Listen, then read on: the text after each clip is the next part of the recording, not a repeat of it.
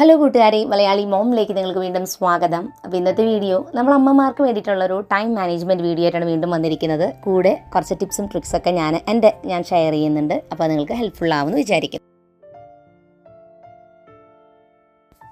Sunday വൈകിട്ട് 5 മണി മുതൽ അടുത്ത ദിവസം തിങ്കളാഴ്ച ഉച്ചവരെയുള്ള കാര്യങ്ങളാണ് ഇന്നത്തെ വീഡിയോയിൽ ഞാൻ ഷെയർ ചെയ്യുന്നത്. അപ്പോൾ ഇപ്പോൾ കാണുന്നത് സമയം ഇപ്പോൾ 4:30 മണിയായി. ഞാൻ ചായയൊക്കെ കുടിച്ച് കുറച്ച് നേരം ഫാമിലിയുടെ കൂടെ ടൈം സ്പെൻഡ് ചെയ്യുന്ന ദിവസമാണ്. സൺഡേസ് പ്രത്യേകിച്ച് കുറച്ചും കൂടി എക്സ്ട്രാ ടൈം നമുക്ക് കിട്ടും. അപ്പോൾ അതാണ് എൻ്റെ ഫസ്റ്റ് ടിപ്പ്. അവധി ദിവസം പരമാവധി നമ്മുടെ ഫാമിലിയുടെ കൂടെ കുറച്ച് എക്സ്ട്രാ ടൈം സ്പെൻഡ് ചെയ്യാനായിട്ട് നോക്കുക. കാരണം ക്ലാസ് ഉള്ള ദിവസങ്ങളിലും ജോലിയുള്ള ദിവസങ്ങളിലൊക്കെ നമ്മൾ ഭയങ്കര ബിസി ആയിരിക്കുമല്ലോ. അങ്ങനെ സമയം 6 മണിയായിട്ടുണ്ടായിരുന്നു. ഞാൻ കറികളും ചോറും ഒക്കെ ചൂടാക്കി വെച്ചു. ഇനി കഴുകി വെച്ച പാത്രങ്ങളെല്ലാം തന്നെ ഷെൽഫിലോട്ട് എടുത്ത് വെക്കുകയാണ്. ഉച്ചയ്ക്കൊക്കെ കഴുകി വെച്ചതാണ്, ഉണങ്ങിയിട്ടുണ്ട്. പലപ്പോഴും കുഞ്ഞു കുഞ്ഞു ജോലികൾ നമ്മൾ ഇത്തിരി കഴിഞ്ഞത് ചെയ്യാമെന്ന് വെച്ച് മാറ്റി വെക്കും. പിന്നീട് അത് കുറേ കഴിയുമ്പോൾ വലിയ ജോലിയാകുമ്പോൾ നമുക്ക് ചെയ്യാനായിട്ട് തോന്നില്ല. അതുകൊണ്ടാണ് ഇപ്പം തന്നെ ഈ പാത്രങ്ങൾ മാറ്റുന്നത്. കാരണം വൈകുന്നേരം ഒരുപാട് പാത്രങ്ങൾ കഴുകുമ്പോൾ വെക്കണ്ടേ, അപ്പോൾ അതുകൊണ്ട്. അപ്പോൾ അങ്ങനെ അടുക്കളയിലെ പണികളൊക്കെ കഴിഞ്ഞപ്പോഴേക്കും ഏകദേശം 6:30 മണിയായിട്ടുണ്ടായിരുന്നു. നമ്മുടെ വീടൊക്കെ നല്ല ഭംഗിയായി. ഇനി നമുക്ക് നമ്മളെ തന്നെ കുറച്ച് ഭംഗിയാക്കണ്ടേ. നമ്മൾ നന്നായിട്ടൊന്ന് ഫ്രഷ് ആയി കഴിഞ്ഞിട്ട് നല്ലൊരു മോയ്സ്ചറൈസർ അപ്ലൈ ചെയ്യുമ്പോൾ നമ്മുടെ സ്കിന്നിന് നല്ലൊരു സോഫ്റ്റ്നെസ്സും കാര്യങ്ങളൊക്കെ കിട്ടും കേട്ടോ. ഞാനിപ്പോൾ യൂസ് ചെയ്യുന്നത് മാമ-എർത്തിൻ്റെ വിറ്റാമിൻ സി ഗ്ലോ ക്രീമാണ് യൂസ് ചെയ്യണേ. ഇത് ഡെയിലി യൂസ് ചെയ്യാൻ പറ്റുന്നതാണ് കേട്ടോ. വിറ്റാമിൻ സിയും ടേമറിക്കാണിൽ അടങ്ങിയിരിക്കുന്നത്. അതേപോലെ തന്നെ മാമ-എർത്തിൻ്റെ ബീട്രൂട്ട് ഹൈഡ്രാഫുൾ ലൈറ്റ് മോയ്സ്ചറൈസിങ് ക്രീമും കൂടി വരുന്നുണ്ട്. ഇതിൽ മെയിനായിട്ടും ബീട്രൂട്ടും ഹൈഡ്രോണിക് ആസിഡാണ് അടങ്ങിയിരിക്കുന്നത്. അപ്പോൾ ഈ 2 ക്രീമുകളും നമുക്ക് ഡെയിലി ബേസിൽ ഉപയോഗിക്കാവുന്നതാണ്. വളരെ ലൈറ്റ് വെയിറ്റ് ആണ്, പെട്ടെന്ന് തന്നെ അബ്സോർബ് ചെയ്യും. അതുപോലെ ലോങ് ലാസ്റ്റ് ടൈമിൻ്റെ സ്മെല്ലായാലും നല്ല സ്മെല്ലാണ് കേട്ടോ ഈ 2 ക്രീമുകളും. പിന്നെ ഈ 2 ക്രീമുകളും നമുക്ക് ബോഡിയിലും ഫേസിലും ഒരുപോലെ അപ്ലൈ ചെയ്യാനായിട്ട് പറ്റും. മാമ-എർത്ത് ഒരു ഇന്ത്യൻ ബ്രാൻഡാണ്. മെയ്ഡ് സേഫ് സർട്ടിഫൈഡ് ആയിട്ടുള്ള ഒരു ബ്രാൻഡും കൂടിയിട്ടാണ്. പ്രൊഡക്റ്റ് ലിങ്ക്സ് എല്ലാം തന്നെ ഡിസ്ക്രിപ്ഷനിൽ കൊടുത്തിട്ടുണ്ട്. മാമ-എർത്ത് വെബ്സൈറ്റിലും ആപ്പിലും പ്രൊഡക്റ്റ് അവൈലബിൾ ആണ്. ഹെൽന 2024 എന്ന് പറഞ്ഞ കോഡ് യൂസ് ചെയ്യുകയാണെങ്കിൽ നിങ്ങൾക്ക് ഡിസ്കൗണ്ട് കിട്ടും. മാത്രമല്ല ആമസോൺ, ഫ്ലിപ്കാർട്ട്, നൈക്ക, പേർപ്പിൾ എന്നീ വെബ്സൈറ്റുകളിലും മാമ-എർത്ത് പ്രൊഡക്ട്സ് കിട്ടുന്നുണ്ട്. അപ്പോൾ അതുപോലെ തന്നെ അടുത്തുള്ള കടകളിലും മാമ-എർത്ത് പ്രൊഡക്ട്സ് വാങ്ങാനായിട്ട് കിട്ടും. അപ്പോൾ താല്പര്യമുള്ളവർക്ക് ചെക്ക് ചെയ്ത് നോക്കാവുന്നതാണ്. ഡിസ്ക്രിപ്ഷനിൽ ലിങ്ക്സ് ഉണ്ട്.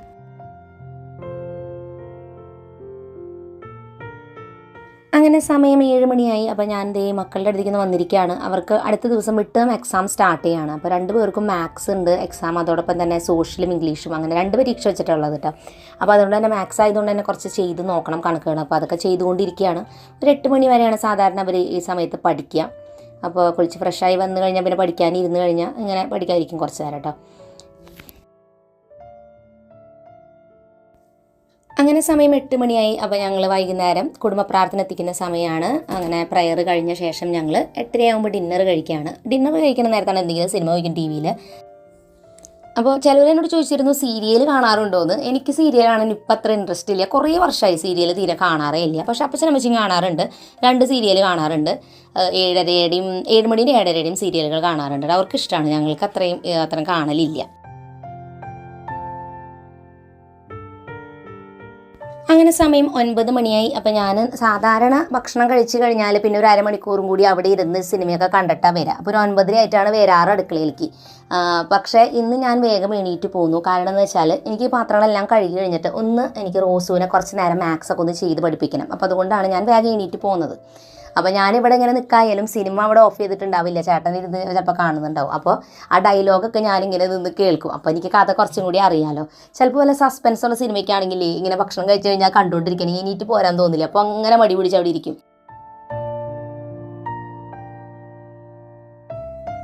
അപ്പോൾ ഇപ്പോൾ കുറേ ആയിട്ട് തന്നെ മക്കൾ എൻ്റെ കൂടെ എപ്പോഴും ഹെൽപ്പ് ചെയ്യാനായിട്ട് ഉണ്ടാവാറുണ്ട്. വൈകുന്നേരം അവർ പാത്രങ്ങളൊക്കെ വാഷ് ചെയ്ത് കൊണ്ടുവയ്ക്കാനോ അല്ലെങ്കിൽ വാഷ് ചെയ്ത് തരാനൊക്കെ സഹായിക്കാറുണ്ട്. അപ്പോൾ എക്സാം ആയതുകൊണ്ട് പിന്നെ ഞാൻ അങ്ങനത്തെ ദിവസം വിളിക്കില്ല. കാരണം അവർക്ക് പഠിക്കാനോ എന്തെങ്കിലുമൊക്കെ ചെയ്യാനുണ്ടെങ്കിൽ ആ ടൈം പിന്നെ ഇവിടെ വെറുതെ കളയണ്ടല്ലോ. അപ്പോൾ അതുകൊണ്ട് തന്നെ ഞാൻ തന്നെയാണ് ചെയ്യുക. അപ്പോൾ ഞാൻ ചെയ്യുമ്പോൾ പിന്നെ ഇത് ചെയ്ത് തീർക്കാൻ ഇത്തിരി കൂടി ടൈം വേണം. അതാണ് ഞാൻ പിന്നെ അവിടെ ഇരിക്കാതെ എണീറ്റ് പോകുന്നത്.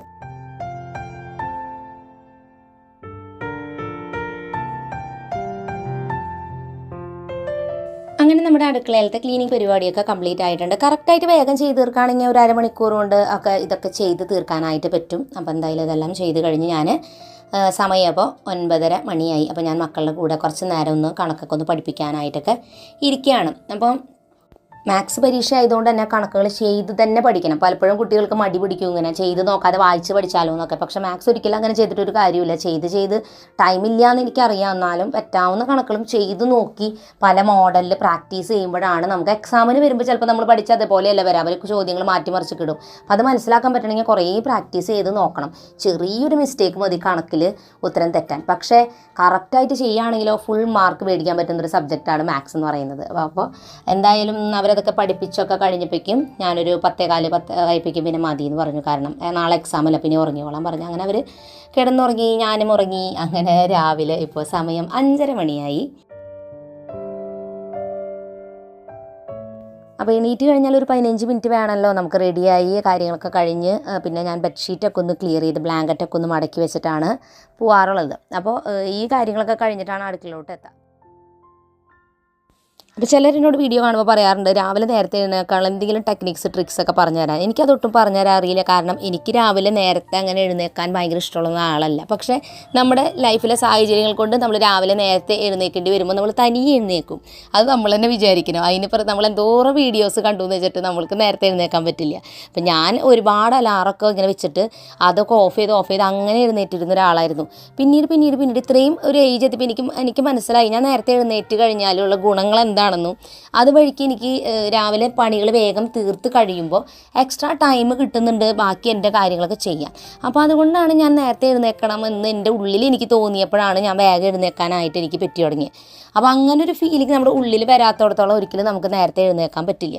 അതിൻ്റെ ഗുണങ്ങൾ നമുക്ക് കിട്ടാൻ തുടങ്ങുമ്പോൾ നമുക്ക് ഗുണം ഉണ്ടെങ്കിൽ ചിലവർക്ക് നേരത്തെ എഴുന്നേൽക്കുമ്പോൾ ഒരുപാട് ഗുണങ്ങളുണ്ട്. ചിലവർക്ക് എഴുന്നേറ്റിട്ട് പ്രത്യേകിച്ച് പ്രയോജനം ഇല്ലെങ്കിൽ രാവിലെ ഒരുപാട് നേരത്തെ എഴുന്നേൽക്കുന്നതിനും അർത്ഥമില്ല. ഇപ്പോൾ 4 മണിക്ക് കുറേ നേരത്തെ എഴുന്നേറ്റ് ഒരു ആവശ്യമില്ലെങ്കിൽ പിന്നെ എന്തിനാണ് എഴുന്നേൽക്കണേ? അപ്പോൾ അതുകൊണ്ട് നമുക്ക് ഇന്നൊരു ടൈമിൽ എഴുന്നേറ്റ് കഴിഞ്ഞാൽ നമ്മുടെ ജോലികൾ തീർക്കാൻ പറ്റുന്നുണ്ട്. നമുക്ക് കുറച്ചുകൂടി എക്സ്ട്രാ ടൈം കിട്ടുന്നുണ്ട്, കുറച്ചുകൂടി ഫ്രീ ടൈമൊക്കെ കിട്ടുന്നുണ്ട് നിങ്ങൾക്ക് തോന്നുന്നുണ്ടെങ്കിൽ, നിങ്ങളുടെ ഉള്ളിൽ ആ സ്പാർക്ക് ഉണ്ടെങ്കിൽ തീർച്ചയായിട്ടും രാവിലെ വേഗം എഴുന്നേൽക്കാനായിട്ട് പറ്റും.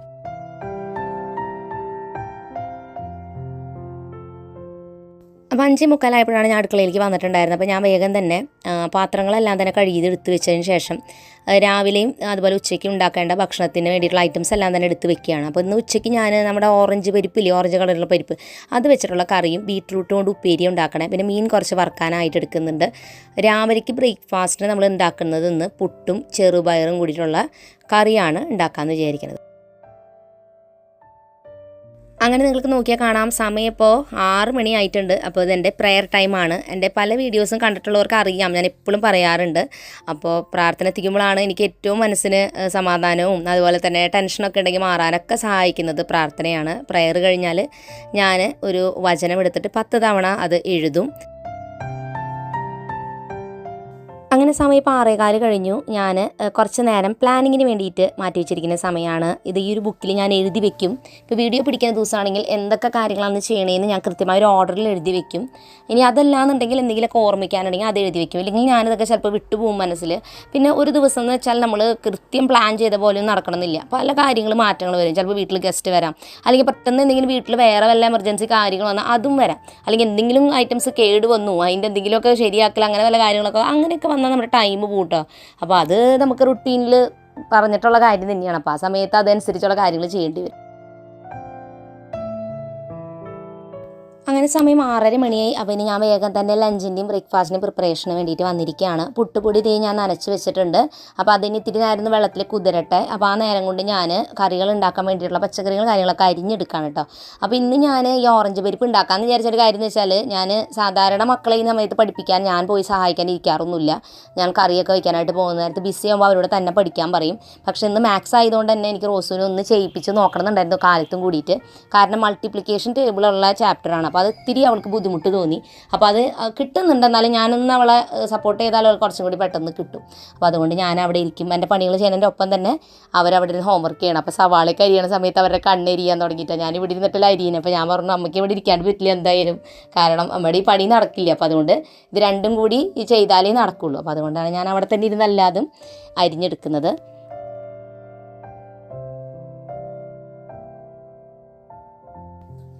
അടുത്തൊരു ടിപ്പ് എന്ന് പറയുന്നത് എനിക്ക് തോന്നിയിട്ടുള്ളൊരു കാര്യം എന്ന് വെച്ചാൽ നമ്മളെപ്പോഴും ഇങ്ങനത്തെ ബുദ്ധിമുട്ടുള്ള ദിവസങ്ങൾ തിരക്കൊക്കെ വരുമ്പോൾ ഈസി ആയിട്ടുള്ള കാര്യങ്ങളൊക്കെ വീട്ടിൽ ഉണ്ടാക്കുക.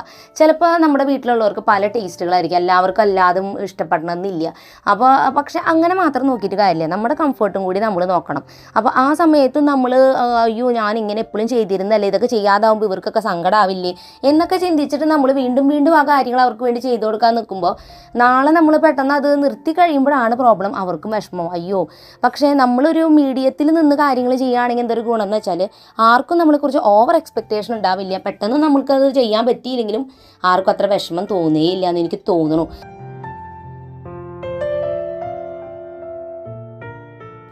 അങ്ങനെ സമയം 7 മണിയായി. ഞാനപ്പോൾ അരിഞ്ഞ് വെച്ചതൊക്കെ അവിടെ വെച്ചിട്ട് കുറച്ച് പണികളൊക്കെ ചെയ്തു. പിന്നെ അവിടെ വെച്ചിട്ട് ചായ കുടിക്കുകയാണ്. ചായ കുടിച്ചിട്ടുണ്ടായിരുന്നില്ല, അപ്പോൾ അത് കുടിച്ചിട്ട് മക്കളുടെ കൂടെ കുറച്ച് നേരം ഒന്ന് ഇരിക്കുകയാണ്.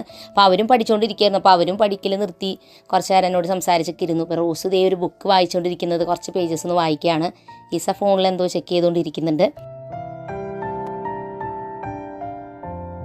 അങ്ങനെ ഞാൻ അടുക്കളയിലോട്ട് വന്നിരിക്കുകയാണ്. അപ്പോൾ രാവിലെ നമ്മൾ വേഗം പണികൾ തീർത്തിക്കണമെങ്കിൽ ഏറ്റവും വലിയൊരു പ്രോബ്ലം എന്താണെന്നറിയോ, നമ്മൾ നിർത്താണ്ട് പരമാവധി വേഗം ചെയ്യണം. ഇടയ്ക്കൊന്ന് ബ്രേക്ക് എടുത്ത് നമ്മൾ ഫോണൊക്കെ നോക്കാമെന്ന് വിചാരിച്ച് പോയി കഴിഞ്ഞാൽ പെട്ടെന്ന് ആ സമയം കഴിഞ്ഞു പോകും. പിന്നെ നമ്മുടെ പണി തീരണമെങ്കിൽ ഉച്ചയാവണം. അപ്പോൾ അതുകൊണ്ട് എനിക്ക് തോന്നിയിട്ടുള്ളത് രാവിലത്തെ സമയം നല്ല ഫാസ്റ്റായിട്ട് പണി ചെയ്യാൻ നമുക്ക് പറ്റുന്നൊരു സമയമാണ്. കാരണം നമ്മൾ ഒരുവിധം എനർജറ്റിക് ആയിട്ടിരിക്കുന്ന സമയമാണ് രാവിലെ അല്ലേ.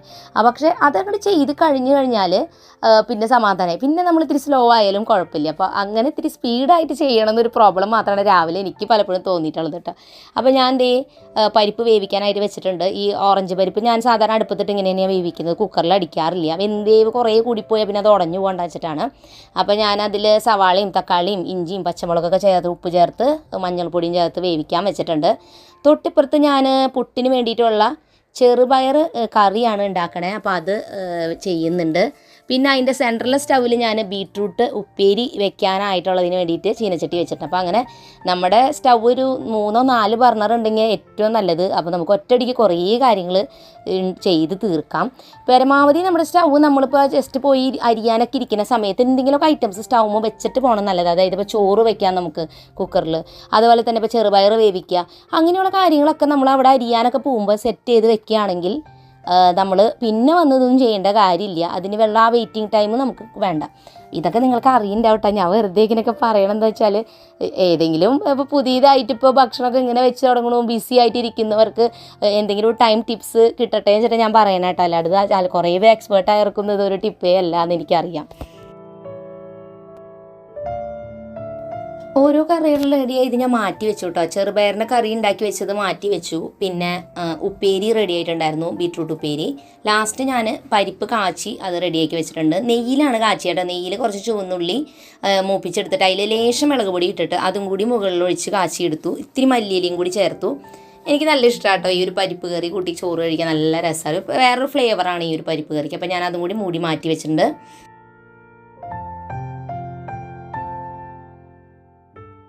അപ്പോൾ അങ്ങനെ എൻ്റെ പണികളെല്ലാം ഏകദേശം ചെയ്ത് കംപ്ലീറ്റ് ആയിട്ടുണ്ട്. അപ്പോഴാണ് ചേട്ടൻ വന്നിട്ടുണ്ടായിരുന്നത്. അപ്പോൾ ചേട്ടൻ ദേ ഇവിടെ പുട്ട് ഉണ്ടാക്കാനൊക്കെ സഹായിക്കുകയാണ് കേട്ടോ. അപ്പോൾ സാധാരണ ഇതുപോലെ ഇപ്പോൾ നൂലപ്പം ഉണ്ടാക്കിയ പുട്ട്, ഇഡ്ഡലി, ദോശ, വെള്ളയപ്പം അതൊക്കെ ഉണ്ടാക്കാനായിട്ട് ചേട്ടനെ സഹായിക്കാറുണ്ട്. ജോലിക്ക് പോകുന്നവരാകുമ്പോൾ 2 പേരും ജോലിക്ക് പോകുന്നവരാകുമ്പോൾ 2 പേരും ഷെയർ ചെയ്ത് ഇതുപോലെ കാര്യങ്ങൾ ചെയ്യുമ്പോൾ വീട്ടിലെ കാര്യങ്ങൾ കുറച്ചും കൂടി ഈസി ആയിരിക്കും എന്ന് എനിക്ക് തോന്നുന്നു. അപ്പോൾ അതുകൊണ്ട് തന്നെ അങ്ങനെ ചെയ്ത് വരാണെങ്കിൽ നമുക്കും കുറച്ച് ടൈം സേവ് ചെയ്യാനായിട്ട് പറ്റും.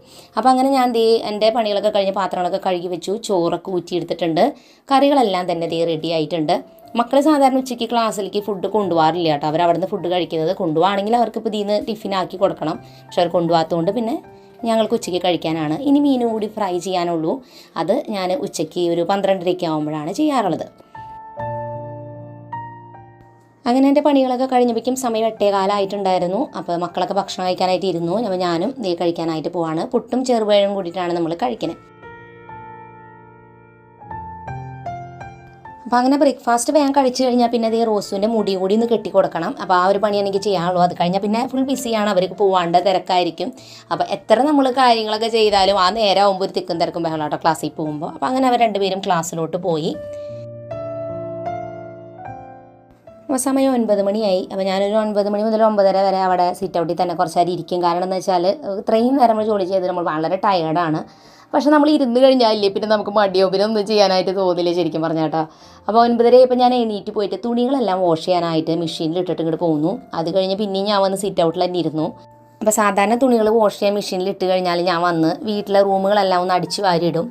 അപ്പോൾ അത് അടിച്ച് വാരിയൊക്കെ കഴിയുമ്പോഴേക്കും ഏകദേശം തുണികൾ അലക്കി കഴിഞ്ഞിട്ടുണ്ട്. അപ്പോൾ അത് കൊണ്ടിടാറാവും. പക്ഷേ എനിക്ക് ഇന്ന് എന്തോ ഒട്ടും തോന്നുന്നില്ല പണി ചെയ്യാനായിട്ട്. അപ്പോൾ ചില ദിവസങ്ങൾ അങ്ങനെയാണ്. ചിലപ്പോൾ നമുക്ക് മനസ്സിനൊരു ഇൻട്രസ്റ്റ് തോന്നില്ല, ഒരു എനർജി തോന്നില്ല, ചിലപ്പോൾ ക്ഷീണമായിരിക്കാം, ചിലപ്പോൾ മടിയായിരിക്കാം, എന്തും ആയിക്കോട്ടെ.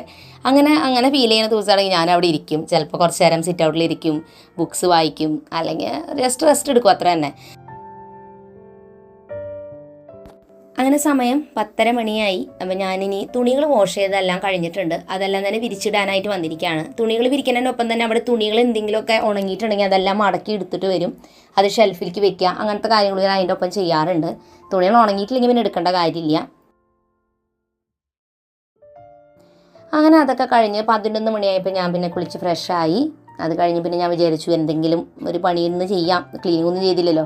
അപ്പോൾ എന്തെങ്കിലും ഒരു ഏരിയ എടുത്ത് ഓർഗനൈസ് ചെയ്യാമെന്ന് വിചാരിച്ചിട്ട് ഞാൻ മക്കളുടെ ഡ്രസ്സിങ് ഏരിയ ഉണ്ടല്ലോ, അവിടെയുള്ള ഐറ്റംസൊക്കെ ഒന്ന് നോക്കി ചെക്ക് ചെയ്ത് ഒതുക്കി വെക്കുകയാണ്. കാരണം ചിലപ്പോൾ എന്തെങ്കിലുമൊക്കെ ആവശ്യമില്ലാത്ത ഐറ്റംസൊക്കെ അവരതിൽ കൊണ്ടിട്ടിട്ടുണ്ടാവും, അല്ലെങ്കിൽ ബോട്ടിൽസൊക്കെ കാലിയായിട്ടുണ്ടെങ്കിൽ അവരതിലൊക്കെ ഇങ്ങനെ സൂക്ഷിച്ച് വെക്കും. അപ്പോൾ അങ്ങനെയുള്ള ഐറ്റംസൊക്കെ എടുത്ത് കളഞ്ഞു. മാത്രമല്ല പിന്നെ ഹെയർ ആക്സസറീസോ അങ്ങനത്തെയൊക്കെ എന്തെങ്കിലുമൊക്കെ മാറിക്കെടുക്കുന്നുണ്ടെങ്കിൽ അതൊക്കെ കുറച്ച് ഒതുക്കി വയ്ക്കുക. അവരെ കൊണ്ട് ചെയ്യിപ്പിക്കാറ്. പക്ഷേ വല്ലപ്പോഴും ഞാൻ വന്ന് അതൊക്കെ ഇടയ്ക്ക് നോക്കും. ചിലതൊക്കെ ഒന്ന് കഴുകാറുണ്ട് ഞാൻ. ഈ തലമുടിമ കെട്ടുന്ന ഐറ്റംസും അതുപോലെ ഹെയർ ബാൻഡൊക്കെ അത് വാഷ് ചെയ്യാറുണ്ട് മുഷിഞ്ഞ് കഴിയുമ്പോൾ. അപ്പോൾ അതിനൊക്കെ ആയിട്ട് ചെക്ക് ചെയ്യാനൊക്കെ ആയിട്ട് ഞാൻ വന്ന് ഇടയ്ക്ക് ഇതൊക്കെ ഒന്ന് ഒതുക്കി വെക്കാറുണ്ട്. ഞാൻ പറയാറില്ല, എല്ലാ ദിവസവും ഏതെങ്കിലും ഒരു ഷെൽഫിൽ ചെറിയൊരു ഏരിയ ഒന്ന് ഒതുക്കി വെക്കാറുണ്ട്. അപ്പോൾ അതൊന്ന് ഞാൻ വിചാരിച്ചു ഇന്ന് ഇവിടെ ചെയ്യാമെന്ന്. കാരണം ഇന്ന് ഞാൻ പറഞ്ഞില്ലേ വീട് ക്ലീനിങ് കാര്യങ്ങൾ ചെയ്യാത്തതുകൊണ്ട് എനിക്ക് സമയം കുറച്ച് അധികം ഉണ്ട്. അപ്പോൾ അതുകൊണ്ട് ഞാൻ വിചാരിച്ചു ഇതൊക്കെ പതുക്കെ സമയം എടുത്തത് ഓരോന്നും ചെയ്ത് തീർക്കാമെന്ന്. പിന്നെ കുട്ടികളുടെ ഒരു പ്രത്യേകത എന്ന് വെച്ചാൽ നമ്മൾ എത്ര ഒതുക്കി വെച്ചാലും അവർക്ക് അങ്ങനെ അത്ര ഓർഗനൈസ്ഡ് ആയിട്ട് വെക്കേണ്ട ആവശ്യമൊന്നുമില്ല. അല്ലാതെ തന്നെ അവർക്ക് ആവശ്യമുള്ള സാധനങ്ങളൊക്കെ അതിൽ നിന്ന് അവർ കണ്ടുപിടിക്കും. അവർക്ക് അത്ര പ്രശ്നമൊന്നുമില്ല. അവർക്ക് നമ്മുടെ പോലെ അങ്ങനെ തിരക്കും ടെൻഷനൊന്നുമില്ലല്ലോ, സമയത്തിനെക്കുറിച്ചും വലിയ ഇതൊന്നുമില്ല. അപ്പോൾ അതുകൊണ്ട് തന്നെ ഞാൻ ഇടയ്ക്ക് എൻ്റെ ഒരു ഇഷ്ടം കൊണ്ട് ഞാൻ ഒതുക്കി വെച്ച് പോണതാട്ടോ. അല്ലാതെ അവർക്കിപ്പോൾ ഇതിങ്ങനെ വെച്ചില്ലെങ്കിലും നിർബന്ധമൊന്നുമില്ല.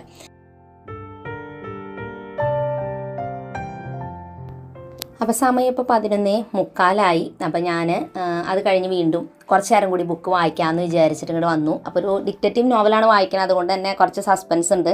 വായിച്ച് തുടങ്ങുമ്പോൾ നമുക്ക് അത്ര മനസ്സിലാവണ പോലെയല്ല, പക്ഷെ വായിച്ച് കുറച്ച് എത്തി കഴിയുമ്പോൾ പിന്നെ നമുക്ക് നിർത്താൻ തോന്നില്ല, കംപ്ലീറ്റ് ചെയ്യണമെന്ന് തോന്നില്ല.